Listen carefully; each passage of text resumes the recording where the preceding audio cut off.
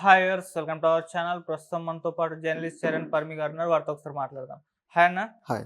అన్న, తెలంగాణలో హైడ్రా అని ఒక జీవోని తీసుకురావడం మనం చూసాము. ఇది చెరువుల్ని కబ్జా చేసి కట్టిన బిల్డింగ్స్ అన్నిటిని కూడా కూల్చేస్తూ వస్తుంది. అందులో భాగంగానే నాగార్జున గారు కన్వెన్షన్ కూల్చేయగానే ఒక పాజిటివ్ రెస్పాన్స్ వచ్చింది ఈ హైడ్రాకి. అంత మద్దతు కూడా లభించింది. కానీ రాను రాను తర్వాత ఈ హైడ్రా పైన కాస్త వ్యతిరేకత రావడం, అంటే సామాన్యుల ఇల్లు కూల్చినప్పుడు, పేదవాళ్ళ ఇల్లు కూల్చినప్పుడు వాళ్ళ దగ్గర నుంచి వ్యతిరేకత అయితే వచ్చింది. ఇప్పుడు హైకోర్టు కూడా మన సీరియస్ చేసింది. అంటే ఎటువంటి వివరణ వాళ్ళకి ఇవ్వకుండా, ఎటువంటి నోటీసు పంపకుండా మీరు ఎలా కూల్చేస్తారని చెప్పేసి క్వశ్చన్ చేసింది. దానికి సంబంధించిన వివరణ కూడా కోరింది. అయితే ఇప్పుడు ఈ హైడ్రా మీద ఒక స్పెషల్ ఫోకస్ పెట్టేశారు రంగనాథ్ గారు. ఒక ప్రత్యేక చట్టము అండ్ కోర్టు కూడా దీనికి తీసుకొస్తే బాగుంటుందన్న ఆలోచన చేస్తున్నట్టుగా వార్తలైతే వినిపిస్తున్నాయి. మరి ఆ దిశగా వెళ్తున్నారా? ప్రత్యేక కోర్టు చట్టం వస్తే ఏ విధంగా ఉంటుంది? మీరేం చెప్తారు దీని గురించి? నిజమే. నిజం చెప్పాలంటే హైడ్రా వచ్చిన దగ్గర నుంచి కూడా అసలు ఎక్కడ ఆగకుండా తన యాక్టివిటీస్ చేసుకుంటూ వెళ్తుంది. అది ఒకసారి చూస్తే ఎలా ఉంటుందంటే వాళ్ళ మీద ఏమన్నా కోపం పెట్టుకుందేమో అన్నంత పరిస్థితిలాగా కూడా కనపడింది. కాకపోతే చట్టం మంచి చట్టం వచ్చినప్పుడు దాని పని అనేది చేసుకుపోవడం అనేది మంచి విషయమే. ఎందుకంటే ప్రజలకు ఒక పాజిటివ్ యాంగిల్లో పనిచేస్తున్నప్పుడు దానికి సంబంధించి ప్రజలు హర్షిస్తారు. అదేవిధంగా ప్రజలకు ఇబ్బంది కలిగితే రియాక్ట్ కూడా అవుతారు. సో వీటన్నిటిని కూడా కన్సిడర్ చేయాల్సిన అవసరం కూడా ప్రభుత్వానికి ఉంటుంది. అయితే హైడ్రా విషయంలో జరిగింది ఏంటంటే జీవో 99 ద్వారా ఈ హైడ్రాని ఏర్పాటు చేశారు. ఇది ఒక సపరేట్ డిపార్ట్మెంట్ లాగా ఏర్పాటు చేసి ఇక హైడ్రా ద్వారా ఏవైతే చెరువులు కుంటలు ఆక్రమించిన వాళ్ళు కొట్టుకుంటూ వెళ్ళిపోతున్నారు. అయితే ఇందులో జరిగింది ఏంటంటే హైడ్రాకి చట్టబద్ధత లేదు. సో చట్టబద్ధత లేకపోవడంతో అది ఇప్పుడు ఇబ్బందులు ఎదుర్కోవడం స్టార్ట్ అయింది. ఎందుకంటే హైడ్రా ఎవరికి నోటీసులు ఇచ్చి ఈ విధంగా చేస్తూ పోవట్లేదు. కేవలం కొంతమందికే నోటీసులు ఇచ్చింది. ఇప్పుడు చూసుకుంటే నాగార్జున గారి కన్వెన్షన్కి నోటీసులు లేవు. కానీ మురళీమోహన్ గారి జయబేరి కన్స్ట్రక్షన్కి సంబంధించి మాత్రం నోటీసులు ఉన్నాయి. రేవంత్ రెడ్డి గారి బ్రదర్, ఆయనకు నోటీసులు ఇచ్చారు. కానీ మాదాపూర్లో కూల్చిన వాటికి నోటీసులు లేవు. సో ఈ విధంగా కొన్నిటికి నోటీసులు ఇస్తున్నారు, కొన్నిటికి ఇవ్వట్లేదు. నోటీసులు ఇవ్వకుండా చేస్తే ఏమైపోతుందంటే అక్కడ వాళ్ళు ఆ లోపల ఏదైతే ఇన్ఫ్రాస్ట్రక్చర్ ఏర్పాటు చేసుకుంటారో, ఇంటీరియర్ ఏదైతే ఉంటుందో అదంతా కూడా డ్యామేజ్ అయిపోతుంది. మొత్తం కూడా కొలాప్స్ అయిపోతే అది కూడా లక్షల రూపాయలు, కోట్ల రూపాయలు లాస్ అవుతారు కదా. సో మరి ఇది ఒక రకంగా దాడిలాగానే ఉంది. సో దాంతో వాటి యజమానులు కోర్టుకు వెళ్ళడానికి డిసైడ్ అయ్యి కొంతమంది కోర్టులో కేసులు వేశారు. ఇది జరిగింది. సో అలాగే మొన్న అమీన్పూర్లో ఇదే విధంగా కొన్ని షెడ్స్ కూల్చేస్తే ఆ షెడ్లలో నివసించే వాళ్ళు సాధారణ ప్రజలు, సో వీళ్ళు మాకు ఏం నోటీసులు లేకుండా ఇట్లా కూల్చేశారు, మేము ఎట్లా బతకాలన్నట్టుగా వీళ్ళు కోర్టుకు వెళ్ళడం జరిగింది. ఇట్లా కొంతమంది అయితే మాదాపూర్లో వాళ్ళు హోటల్ కూల్చేసినందుకు ఈ కిరోసిన్ పోసుకోవడం ఇదంతా కూడా చేశారు. వీళ్ళలో చాలామందికి ఆపోజిట్ పార్టీ నుంచి సపోర్ట్ ఉంది. సో ఈ సపోర్ట్ ఉండటం వల్ల ఇప్పుడు వీళ్ళు కొద్దిగా ధైర్యం చేసి కేసులు పెడదాము, మాకు ఇంత నష్టం జరిగిందని తెలియజేద్దామని చెప్పి డిసైడ్ అయ్యి కేసులు వేశారు. అయితే దీనిలో జరిగింది ఏంటంటే హైడ్రాకి చట్టబద్ధత లేకపోవడం అనేది ఇప్పుడు హైడ్రాకి ఇబ్బంది వచ్చి పడింది. సో చట్టబద్ధత లేదు, పైగా నోటీసులు కూడా ఇవ్వకుండా మీరు ఏ విధంగా ఈ చర్యలు తీసుకుంటారు అని చెప్పేసి జస్ట్ వారం రోజుల క్రితమే హైడ్రాకి కోర్టు గట్టిగా గడ్డిపెట్టింది. హైడ్రా చేస్తున్న పని మంచిదే కావచ్చు, కానీ కొన్నిసార్లు ఏమైపోతుందంటే చట్టాన్ని పాటించి చేయాలి. ఇప్పుడు కొన్నిసార్లు కొంతమంది కిల్లర్స్నో లేకపోతే రేపిస్ట్నో వీడిని ఎన్కౌంటర్ చేసేయాలి, షూట్ చేసేయాలని చెప్పేసి పబ్లిక్ ఆవేశంలో డిమాండ్ చేస్తుంటారు. కానీ కోర్టు ఆ విధంగా ఎప్పుడు చేయదు. వీళ్ళకు మానవ హక్కులు ఉంటాయి అది ఇది అని చెప్తే దానికి కూడా రియాక్ట్ అయిపోతుంటారు పబ్లిక్. కిల్లర్లకు మానవ హక్కులు ఏంటి, రేపిస్టులకు మానవ హక్కులు ఏంటి అని చెప్పేసి. కానీ మన రాజ్యాంగం మనం ఆ విధంగా రాసుకున్నాం. ప్రతి దానికి సంబంధించి ఒక విధమైన హక్కులు ఉంటాయి. సో అవి పాటించాల్సిందే. కాబట్టి కోర్టు ద్వారానే ఏదైనా జరగాలి, లేదా ఆ చట్టబద్ధత ఉంటేనే దానికి సంబంధించిన ఏవైతే నియమ నిబంధనలు ఉన్నాయో అవి పాటిస్తూ జరగాలి అనేది మన చట్టాలు చెప్తున్నాయి. కానీ అలా పాటించకుండా ఇష్టానుసారం పోవడం అనేది ఇప్పుడు హైడ్రాకి ఇబ్బంది వచ్చింది. ఇప్పుడు అదేవిధంగా కోర్టు అయితే చెప్పడం జరిగింది, సరే రేవంత్ రెడ్డి గారికి మాకు వివరణ ఇవ్వండి అని చెప్పేసి, అలాగే దీనికి సంబంధించి కౌంటర్ పిటిషన్ కూడా మీరు వేయండి అని చెప్పేసి ప్రభుత్వాన్ని డిమాండ్ చేసింది. సో డిమాండ్ చేస్తే ప్రభుత్వం కూడా దానికి అంగీకరించింది. ఇప్పుడు ఇది ముందుకు వెళ్ళే అవకాశం ఏర్పడింది. హైడ్రా గత 2-3 రోజులుగా కొద్దిగా చల్లబడింది. హైడ్రా యాక్టివిటీస్ మరీ విపరీతంగా జరగట్లేదు, కొద్దిగా సైలెంట్ అయిపోయింది. ఎందుకైందా అని గమనించి చూస్తే ఏవైతే ఇబ్బందులు వస్తున్నాయో, కోర్టు నుంచి మొట్టికాయలు పడ్డాయో మనం జాగ్రత్త పడాలి అని హైడ్రాకి అర్థమైంది. సో ఇక్కడ దీనికి చట్టబద్ధత కల్పించిన తర్వాత ముందుకెళ్దాం అని చెప్పేసి రేవంత్ రెడ్డి గారు ఆలోచిస్తున్నట్టుగా కనిపిస్తుంది. సో చట్టబద్ధత కల్పిస్తే ఇక ఇలాంటి పిటిషన్లు రావు అనేది ఒక ఆలోచన. అయితే ఇప్పటిదాకా ఎంతోమందికి ఈ విధంగా నష్టం జరిగింది కాబట్టి వీళ్ళందరూ పిటిషన్లు వేయడానికి కోర్టు అయితే ఆహ్వానించింది.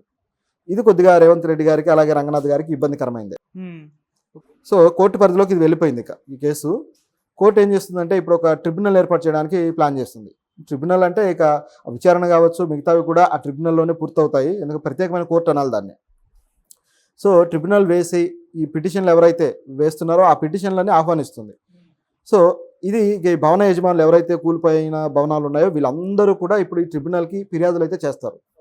ఆ ఫిర్యాదుల మీద విచారణ చేపట్టి తీర్పులు అయితే ఇవ్వాల్సి ఉంటుంది. సో ఇదొక యాంగిల్ అయితే ఆల్రెడీ క్యాబినెట్లో ఓకే చేయించుకున్న తర్వాతే రేవంత్ రెడ్డి గారు స్టార్ట్ చేశారు. కాకపోతే చట్టబద్ధత కల్పించడం కోసం కోర్టు నుంచి వీళ్ళు ఆదేశాలు తీసుకోవాల్సిన అవసరం ఉంది. సో ఇప్పుడు ఆ చర్యలు అయితే ముందుకు వెళ్తాయి. అలాగే ఉభయ సభల్లో ఆమోదంతో దీనికి ఏ విధంగా చట్టబద్ధత తీసుకొస్తారు, దీనికి ఇంకా ఏమేమి యాడ్ చేయబోతున్నారు అనేది ఇంకా చూడాల్సిన అంశం. నిజానికి మొన్ననే ఒక అంశాన్ని యాడ్ చేశారు కూడా. ఏంటంటే ఎన్ఓసీలు ఇచ్చే హక్కుని యాడ్ చేశారు. భవన నిర్మాణాలకి ఇప్పుడు పర్యావరణం అలాగే గృహ నిర్మాణ జిహెచ్ఎంసీ ఏవైతే ఎన్ఓసీలు ఇచ్చే అధికారం ఉన్నాయో వీటితో పాటు హైడ్రాక్ కూడా ఎన్ఓసీ ఇచ్చే అధికారాన్ని ఇచ్చారు గవర్నమెంట్. సో ఎందుకంటే ఎక్కడెక్కడ ప్రకృతి వనరులు ఉన్నాయి, ఇటువంటి వాటర్ సంబంధించిన రిసోర్సెస్, సో ఇక్కడ కట్టడానికి వీలు లేదు, లేదా ఇది కాదు ఇక్కడ కట్టొచ్చు, ఇది ఎఫ్టీఎల్ పరిధిలో లేదు అని చెప్పేసి ఎన్ఓసీ ఇవ్వాల్సిన బాధ్యత ఇప్పుడు హైడ్రాక్ పెట్టారు. ఇది మంచి పని. ఎందుకంటే దీనివల్ల మరొక అక్రమార్కులు తయారవకుండా ఉంటారు. ఎవరైనా ఏదైనా ఆక్రమించుకోవాలన్నా సరే ఈ ఎన్ఓసీలో భాగంగా వీళ్ళ దగ్గరకు కూడా రావాల్సి ఉంటుంది. కాబట్టి అది ఆక్రమణ అని ఈజీగా తెలుసుకునే అవకాశం ఉంటుంది. సో ఈ ప్రాసెస్ వల్ల ఎన్ఓసీ అనేది చాలా మంచి విషయం అని చెప్పాలి. దీంతోపాటు ఎఫ్ఐఆర్ నమోదు చేసే అవకాశం కూడా ఇస్తారు అని చెప్పేసి అన్నారు, కానీ అది ఇంకా టైం పట్టేలాగా ఉంది. చూస్తుంటే చట్టబద్ధత వచ్చిన తర్వాత ఏమన్నా ఇస్తారేమో చూడాలి. అప్పటి వరకు ఇప్పుడు తాత్కాలికంగా భవనాలను కూల్చివేయడం ఆపేశారనుకోవచ్చు. అనుకుంటే హైకోర్టు కూడా చెప్పింది కాబట్టి మరి ఆపేశారా, మళ్ళీ ఎప్పుడు మొదలయ్యే ఛాన్స్ ఉందంటారు? అంటే పూర్తి స్థాయిలో ఏం ఆపలేదు, చాలా వరకు ఆపారు కానీ పూర్తి స్థాయిలో ఆపలేదు. అంటే ఏవైతే వివాదాస్పదం అయ్యే అవకాశం ఉందో వాటి విషయంలో మాత్రం జాగ్రత్త పడుతున్నారు. అలాగే సిటీ అవుట్స్కట్స్లో మాత్రం కొన్ని ప్రాంతాల్లో ఆల్రెడీ యాక్టివిటీస్ జరుగుతూనే ఉన్నాయి, అవేమీ ఆగలేదు. కాకపోతే సిటీ లోపల ఏంటంటే వివాదం తొందరగా చెలరేగే అవకాశం ఉంది. పైగా ఈ భవన ఎవరైతే యజమానులు ఉన్నారో వీళ్ళు కూడా కాస్త పెద్ద స్థాయి వాళ్ళు ఉన్నారు, బీఆర్ఎస్ వాళ్ళు ఉన్నారు అనే వాదనలు వస్తున్నాయి. కాబట్టి వివాదం పెంచడం ఇష్టం లేక ఇక్కడ ఆపారు. ఈ ప్రత్యేక చట్టం కోర్టు వచ్చిన తర్వాత ఒకవేళ మళ్ళీ నోటీసులు ఇచ్చి ఏమైనా టైం తీసుకునే తర్వాత కూల్చేస్తారా, లేదంటే నార్మల్గా ఇప్పుడు ఏ విధంగా దూకుడుగా వెళ్తున్నారు అదే దూకుడు కంటిన్యూ చేస్తారా? నోటీసులు ఇవ్వాల్సిన బాధ్యత అయితే ఖచ్చితంగా ఉంటుంది. నోటీసులు అనేవి ఇవ్వాలి. సో ఇప్పుడు కోర్టు ఆల్రెడీ మొట్టికాయలు వేసింది కాబట్టి ఇక్కడ నుంచి ప్యాటర్న్ మారుస్తారు, నోటీసులు ఇస్తూ వెళ్తారు. ఇది ఒక యాంగిల్ అయితే. రెండోది వచ్చేసి కోర్టులో ఆల్రెడీ ఈ ఫిర్యాదులు నడుస్తూ ఉంటాయి. సో ఇవి నడుస్తూ ఉంటాయి కాబట్టి ఇక్కడ జాగ్రత్త పడి వివాదాస్పదమైన వాటి జోలికి వెళ్లకుండా స్లోగానే వెళ్ళే అవకాశం అయితే ఉంది. అంత స్పీడ్ అయితే ఉండదు. సో ఇప్పుడు మరి సామాన్యులు పేదవాళ్ళు వాళ్ళ ఇల్లు కూల్చేస్తున్నారు కదా, దాని పట్ల వ్యతిరేకత రావడం చూసాం. ఇదేమన్నా ఫ్యూచర్లో దెబ్బ కొట్టే అవకాశం ఉందని కూడా చాలా మంది రాజకీయ విశ్లేషకులు అభిప్రాయపడుతున్నారు. మీరేం చెప్తారు? యాక్చువల్గా కాంగ్రెస్ పార్టీకి సామాన్యుల వైపు నుంచి ఇప్పుడు రెండు వర్గాలు చీలిపోయారు నిజం చెప్పాలంటే. అంటే ఒకవైపు ఏమో సామాన్యులు కొద్దిగా చదువుకున్న వాళ్ళు వీళ్ళంతా కూడా రేవంత్ రెడ్డి మంచి పని చేస్తున్నాడు అని చెప్పేసి హర్షిస్తున్నారు. కొంతమంది సామాన్య ప్రజానీకం పేదలు వచ్చేసి పేదల ఇళ్ల మీద పడి కూలుస్తున్నారనే భయంతో ఉన్నారు. వాళ్ళు కొద్ది కంగారు ఉంది వాళ్ళల్లో. సో ఈ యాంగిల్లో వీళ్ళకి వ్యతిరేకత కూడా వచ్చింది రేవంత్ రెడ్డి ప్రభుత్వానికి, ఆల్రెడీ స్టార్ట్ అయిపోయింది. అయితే ఇది ముదురుతుందేమో అనే పరిస్థితి కూడా గ్రహించారు ముందే. రేవంత్ రెడ్డి చాలా తెలివిగా ఆలోచించారు. ఈ వ్యతిరేకత పెరగచ్చు అని ముందే గ్రహించి ఇమీడియట్గా ఆయన కొన్ని వ్యాఖ్యలు చేశారు. రంగనాథ్ గారు, రేవంత్ రెడ్డి గారు చేయలేదు కానీ రంగనాథ్ గారు కొన్ని వ్యాఖ్యలు చేశారు. ఏమన్నాడంటే కట్టి నివాసం ఉంటున్న భవనాలను మాత్రం మేము కూల్చము అని చెప్పాడు. సో అది ఒకసారిగా యూటర్న్ తీసుకున్నట్టు అయింది. ఓకే, కట్టి నివాసం ఉంటారు, కట్టిన తర్వాత ఏం చేస్తారు, నివాసమే ఉంటారు కదా, ఏం చేసుకుంటారు వాటిని. సో కడుతూ ఉన్నవో లేకపోతే అప్పుడే పూర్తయిన భవనాలను కూలుస్తాం తప్పితే నివాసం ఉన్న వాటిని కూల్చము అని చెప్పడం అనేది ఇక్కడ వీళ్ళు యూటర్న్ తీసుకున్నారనే దానికి ఒక ఎగ్జాంపుల్. సో ప్రజల వ్యతిరేకతని గమనిస్తూ వెళ్తున్నారు రేవంత్ రెడ్డి. ఇప్పుడు కోర్టు ఏదైనా ఆదేశాలు ఇస్తే దాన్ని దృష్టిలో పెట్టుకొని దీన్ని పూర్తి స్థాయిలో ఆపినా ఆశ్చర్యం లేదు. లేదా ఆయన ఎవరినైతే టార్గెట్ చేశారో వాళ్ళ టార్గెట్ పూర్తి చేసుకుని ఆపేసే అవకాశం కూడా ఉంది.